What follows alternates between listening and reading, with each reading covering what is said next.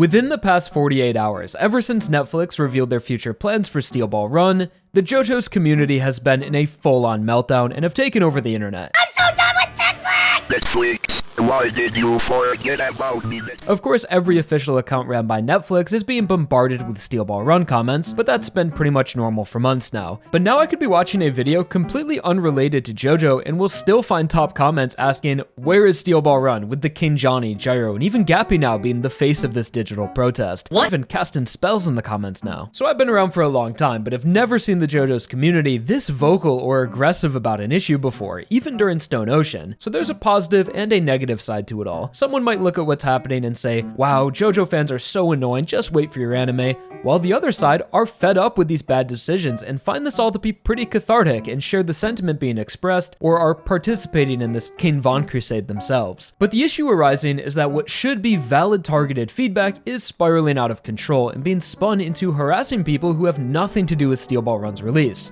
and are just making everything associated with JoJo look bad. As recently, the English voice actor for Johnny Joestar, Damon Mills, had to publicly address this issue and ask the fans to please not harass himself or any of the other staff members after receiving a ton of negative comments just because people were upset at Netflix. So obviously that is extremely immature and no one should be doing that, and it should be getting called out as the community has never been about that or should devolve into a toxic environment. But my point is not to use these idiots harassing the actors and the staff to diminish from the whole message of the community, because there are plenty of examples of people voicing their complaints in a positive way. Recently, a French translator, Anthony Presman, who worked on the Steel Ball Run manga, had publicly come out in protest of Netflix's handling of JoJo, showing that it's not just immature fans who are upset, but is an issue that's widespread among nearly everyone who loves the original work. Essentially saying that from his experience within the industry, it never works out well to flat out ignore the wishes of the fans, and there may come a time where refusing the will of the viewers backfires through the form of competition. To quote Anthony, rigidity in the face of a clear signal from an engaged community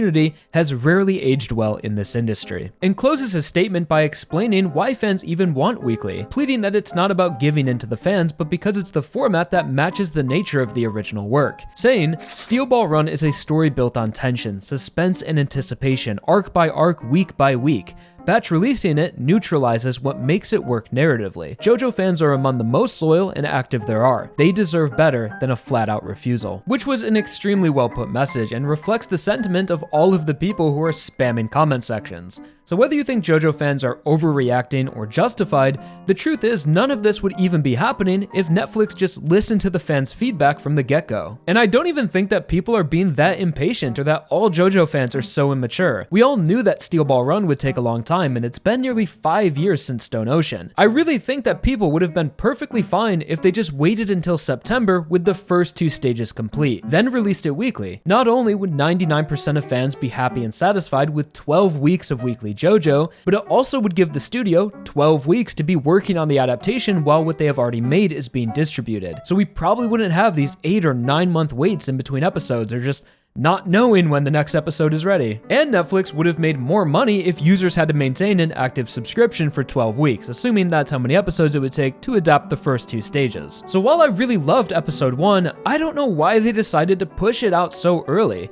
Maybe they thought this first episode could build the viewer base throughout the year, but who the hell drops 1 episode of anime and goes on hiatus? There's really only 2 ways people watch TV: binging or weekly, and Netflix decided on neither for one of their most anticipated titles in years.